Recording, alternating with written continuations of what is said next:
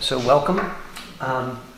We're here at Jean Grivot, and we're just kind of talking about family and the values that are this domain that I think clearly translate to the wine. And so we have sort of the evolution of the property is in place, and we were just having a great conversation about it, and I just want to continue it because this is something I think our team should hear.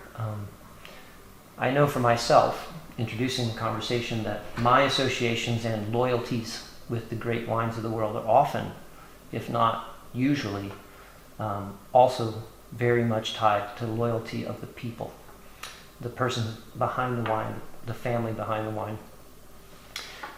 Really being able to identify with their heart and soul, and then seeing that translate to what some people would consider a product, but we consider, these wines are kind of the essence of you.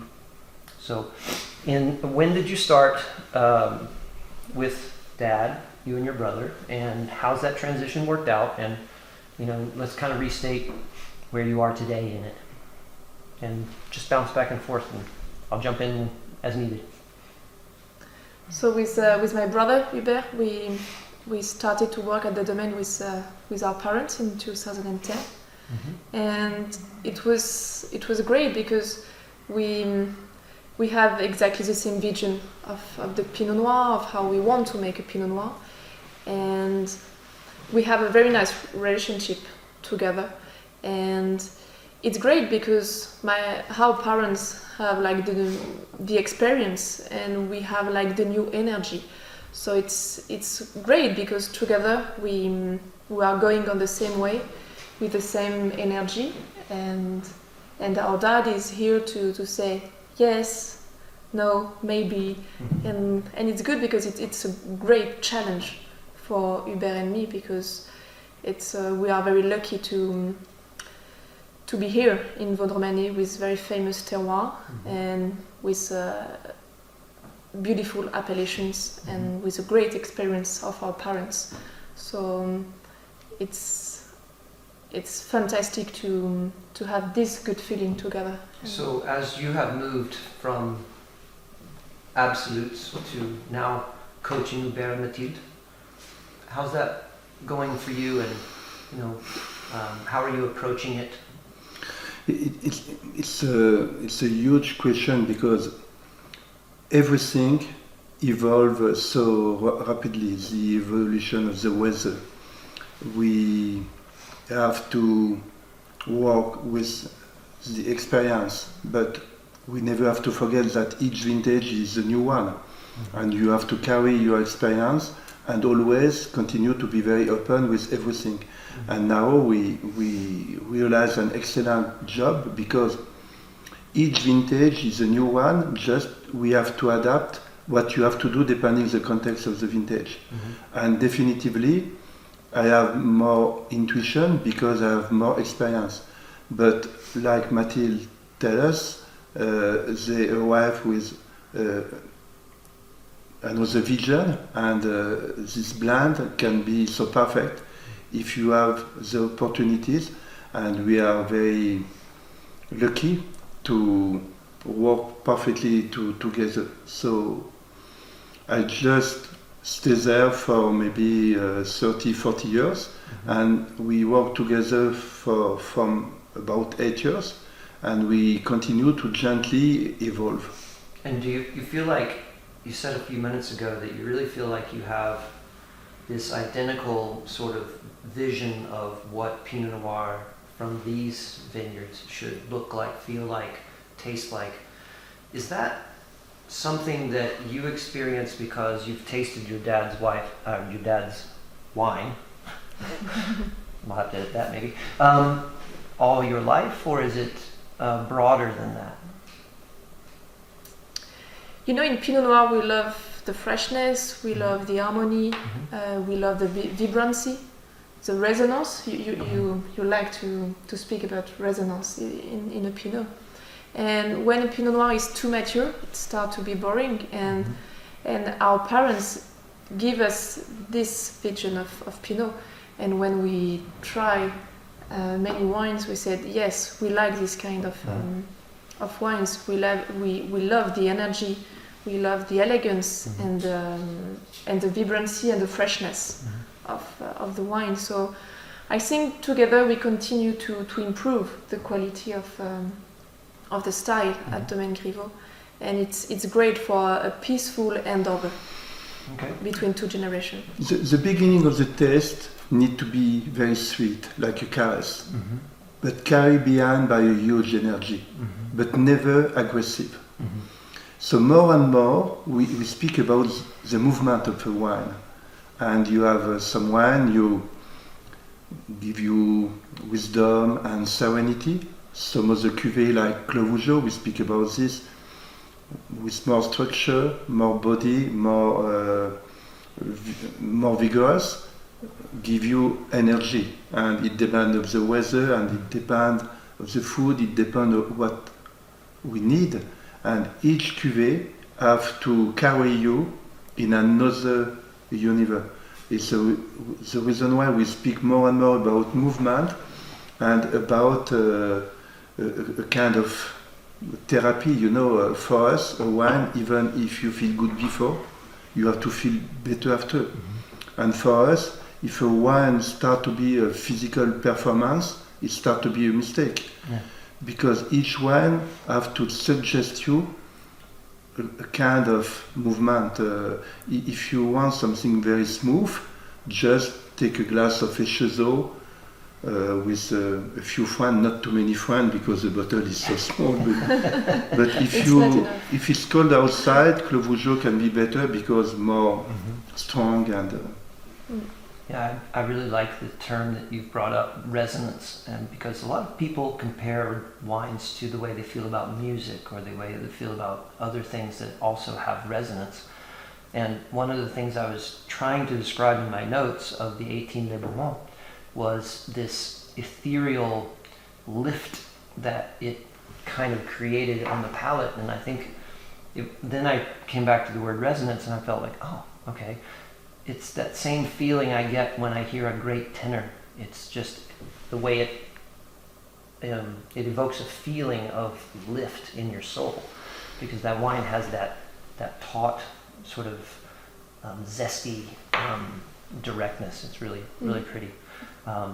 That's really cool that the two of you have, and because it's not always this way when parents raise children, that they have a similar idea of the end product of a family business. And it sounds like, in a very simple term, when you grow up and you go and somebody else makes your mom's favorite dish or your dad's favorite recipe, and you're like, no, mom's is better. And that's a really great thing, especially when it happens to be world-class wine. It is very funny because you speak about music, and for many years I think that each vineyard is a kind of music, and the wine grower, the winemaker is the conductor. So it's always forbidden to change the natural movement, the natural specificity of each terroir, but we definitively give a part of yourself. And it's true that I think that the personality of the wine grower, the winemaker, make a kind of signature. And many people think that Burgundy is very difficult to discover. We just have to understand that, for example, Bordeaux produce 10 or 12 more time of quantity. And the best way to start to understand more about Burgundy is at first to believe in a kind of winemaker. And after, if you prefer this winemaker, you go more inside the original philosophy of Burgundy with the spirit of climat, so the orientation, the quality of the ground, and the work of the man, because it's so important. It is. Or the woman. Or the woman, that's right. The conductor, I love that, because the conductor's job is to get the very, very best out of each musician. And that is your job, to get the very, very best out of Von Romanet, out of Le Beaumont, out of Louis Saint-Georges and Louis Saint-Georges. Not to change it, into your idea of what it should be, but to harness its energy. Yes. And that's a beautiful thought. What else would you like us to know about the future and now? And do you want to talk about the vintages lately? Do you want to talk about the individual climat as an assistance to our team? Where do we want to go? Yes, we can maybe explain each cuvee, because that's true that all the cuvee came from the pinot noir grape variety, but when we taste it, it's very different. Mm-hmm. And I think it's very important to explain each cuvee, because that's true that we are the winemaker, so we put like a part of us in the wines, but it's also the expression of each terroir. So the first cuvee is the Vendromaine cuvee, so it's our biggest production at the Domaine, and it's a blend of very small vineyards from Vendromaine. So some of them are located in North Vendromaine, in the middle of Vendromaine, and South Vendromaine, with different soil. And it's very interesting to blend all the grapes during the alcoholic fermentation, because this cuvee has a lot of deepness, very good spicy sensation, and a huge energy also. Yeah. And this kind of cuvee is very interesting, because when we tasted in California, for example, after travel, this cuvee is more expressive and more open in California rather than in the cellar, because it needed time. Yes, it's very funny, but it's true. It's wine making and wine growing gives them in each cuvée the capacity to age a lot. So sometimes it's a little bit monolithic, introverted, and it's true that when it's so young, shipment improves their seduction capacity. Mm-hmm. Yes. All right. So that's Vendromaine. Yes. It was, and one of the things that, just in passing, of the 18s we've tasted so far, we haven't seen everybody. Yes. But yours are the most clearly red fruited.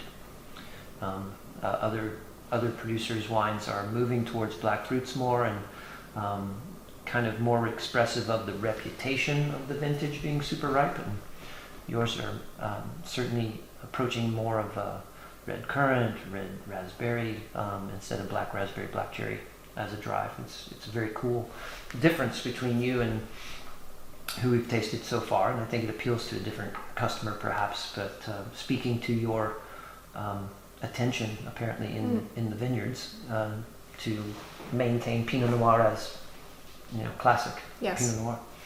So is the next thing Nuits Saint-Georges? Yes, it's Nuits Saint-Georges-les-Charmois. Mm-hmm.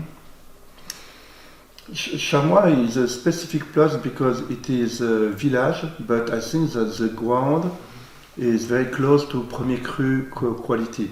But it is the beginning of the valley, and we have a cold blow and a later maturity. Okay. So it's still a village, but for us it's village plus.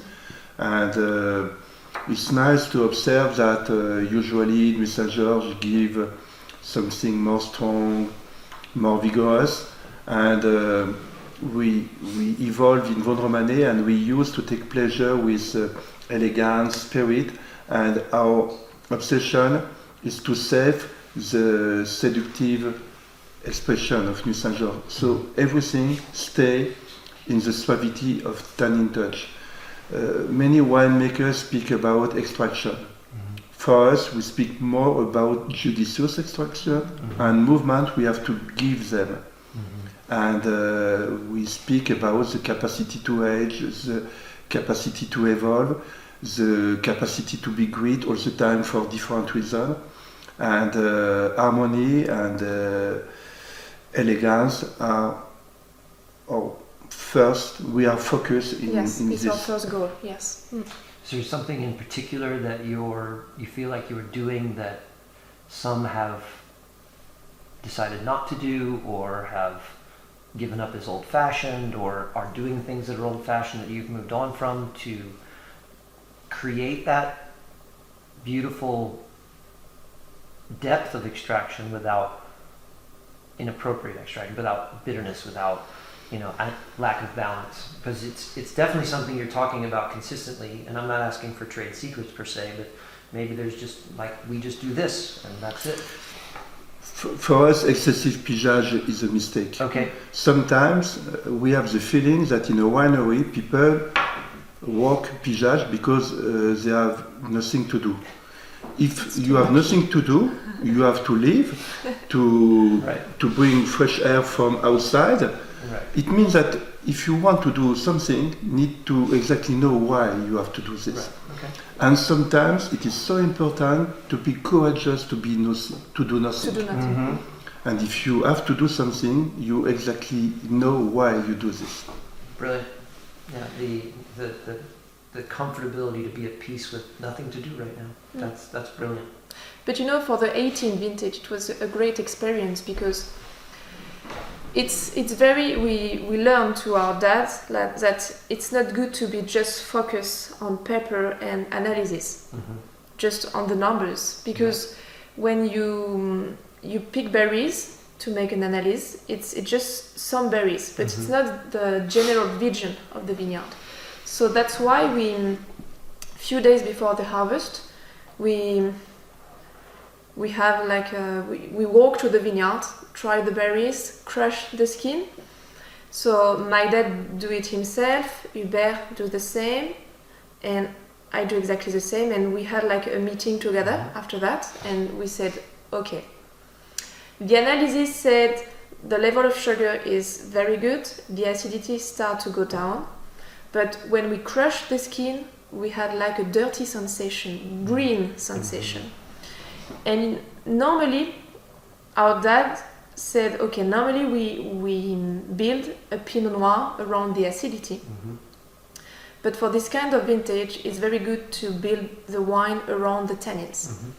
Because make a pinot noir needs to have the perfect maturity of the skin. And we said, okay, skin is not ready, so we have to wait for the perfect maturity of the skin. And thanks to a very nice movement of the moon, we had 20 millimeters of rain 5 days before the harvest, and it was perfect because during these 5 more days before the harvest, the grapes continue to mature and the skin continue to mature, and the tannins continue to be perfectly polished. And it was great because we observed a concentration of the acid at the same time. And we are very happy because the 18 vintage at the Domaine is with a huge freshness, a very smooth tannin touch at the same time. And thanks because we were very courageous to wait. Yeah. It's very hard, but it was sure great. It is. Yes. I'm sure it is. It's easy to rush in out of fear of losing instead of out of courage to gain. Yes. Absolutely. And this is the feeling, and it's very good because we are very close together and we can say, no, this is the good decision, this is a good decision. But it's very hard. The most important quality of a wine grower, of a winemaker, is intuition. And for sure, we have to realize analysis about fertilizing the ground, about the evolution of maturity. But it's impossible to understand that it should be nice to harvest if the taste is dirty and bitter. Right, yeah. And it's not just a question of analysis, it's the art and intuition have to speak, and you have to follow. It's the reason why we explain that our job is very difficult because we have to blend two kind of personality. We have to be very passionate and rigorous at the same time. Yeah. And it is a perfect blend of these two values. You make the nuances. Yeah. So one of the things that's very clear in your 18s, speaking to this, is that however it worked out, I would never taste those wines as a professional taster and say the pH is too high in this wine. It worked out beautifully. So congratulations on having the right intuition there. What's Rancière like in Nuits Saint-Georges? So Nuits Saint-Georges, Rancière is located south Nuits Saint-Georges. but the vineyard has not a deeper soil. It's like on the very small gravel. Yeah. Yes, Gravel, okay. yeah, small gravels. So give to the wine a huge minerality, a lot of garrigue, mint sensation, a huge elegance at the same time. And it's not only Saint Georges with a huge body, with a deep taste. It's always very elegant and sophisticated at the same time. And this kind of cuvee is very good with a fish built around the juicy sensation. The 18 definitely had that lifted herbal spice. It made the wine feel lighter than maybe it really was, just because of the aromatics.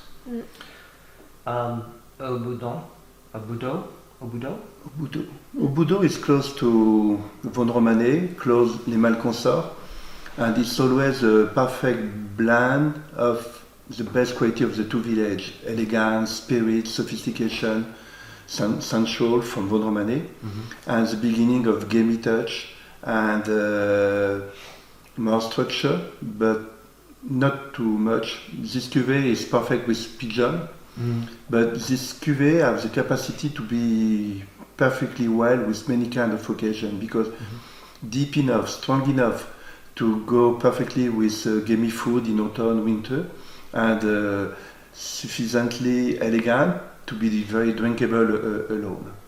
Yeah, it would be great with venison, and it would be great with like grilled pink flesh fish, as long as you have something else on the plate to help with what tannin is there. Do you want to now move to Vosne-Romanée Premier Cru? Les Beaumont, Uh-huh. yes.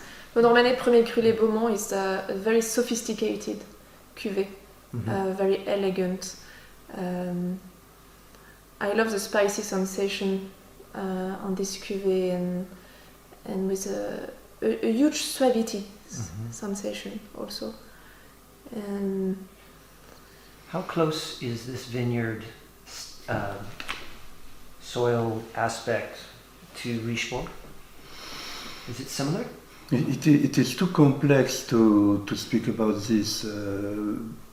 I think Beaumont, as Richebourg, are very classic, and we definitively can speak about Oriental market. Many nuances, spicy, sophisticated, sensual, meat, bloody. Yeah. You know, and it's always. It is because Beaumont for sure is very elegant, but it is with a huge structure. But tannin are always perfectly integrated, and it is for us a very classic cuvée and a classic Vosne-Romanée. Yeah, I was wondering as I tasted it, because as I tasted that, I was very impressed with it. That was my kind of Pinot Noir. Then I tasted the Richebourg, and I felt as if I had gotten a shadow of what to expect in Richebourg out of Les Beaumont, and then gotten the whole picture out of Richebourg for that hillside. But that's why I wondered if they were similar as vineyards, even if they weren't next to each other. You may not agree with that assessment, but that's what I thought at the time. The Grand Cru, Claude Vougeot. Claude Vougeot. We are lucky to have a very nice vineyard of Claude Vougeot with 3 different kinds of terroir in the same vineyard. And in the bottom of the vineyard we have deeper soil, and on the top of the vineyard it's more on the gravel. So we observe more and more dry summer since few years, and this kind of vineyard is very good because thanks to the deeper soil on the bottom of the vineyard, we can have very nice grapes with good maturity. And on the top of the vineyard, we observe grapes with tiny berries, huge concentration, deep skin, and we always blend all the grapes during the alcoholic fermentation. And it's perfect because we have a perfect blend of all the grapes came from the bottom or on the top of the vineyard. Because normally Claude Vougeot could be an introvertized cuvée, very masculine, powerful, and you like to compare Claude Vougeot like a teenager, and you want to give him a kind of education. It is a kind of big guy, and it's so important to give it a nice education. And everything needs to be organized around the suavity of tannin touch. Okay. So it needs to be vigorous, but without any brutality. Okay. So taking the large, strong, capable man and giving him style. Yes, absolutely. Okay. Yes, this is Totally. Claude Vougeot. Excellent. Lovely. Et chez eux? Another way, it's very sensual, very seductive, but it's not so extravertised. It is deep, great capacity to age, but at the same time it's very accessible even to young. Always great. We don't obligatory need food with Echezo. It is very drinkable in any kind of occasion. It is sensual, sophisticated, without any vulgarity. It is sensual, but at the same time perfectly educated. And, So just stylish. Doesn't need to be trained. Doesn't need to go to school. It's just naturally stylish. if you feel bad, you have to take one drink of Echezo and you feel better Everything's after. out good after Yes. that. It's Good your- therapy. You're a perfect therapist. And then, of course, the pinnacle, Richebourg. Alléluia. Yes, Yeah, yes, hallelujah. it's another world. Mhm. Richebourg is outstanding. Always. This is crazy. You know, when we, during vinification, Richebourg is Richebourg. It's crazy. You don't have the same flavors, you don't have the same quality of everything. This is completely different, and it's always yes.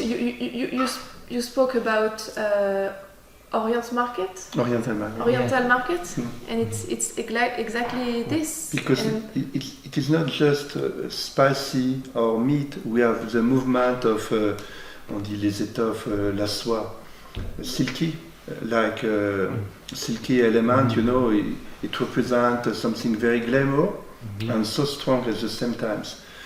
I always speak about a kind of levitation effect. It means that when you taste this wine, you don't just taste with the palate. It seems to be perfectly integrated of the wine, and the wine has the capacity to carry you away. Yes. And It did that for me, as we saw earlier. it's another universe. It is funny to observe that many people are not so anxious to visit us, but they want to understand more about the wine, the cuvee, the smell, the atmosphere of the cellar, and they want to speak a lot because they discover a lot, many things. And when we arrive to Claude Vougeot, wow, Echezo, oh, and Richebourg, they stop to speak. it's very quiet. Because,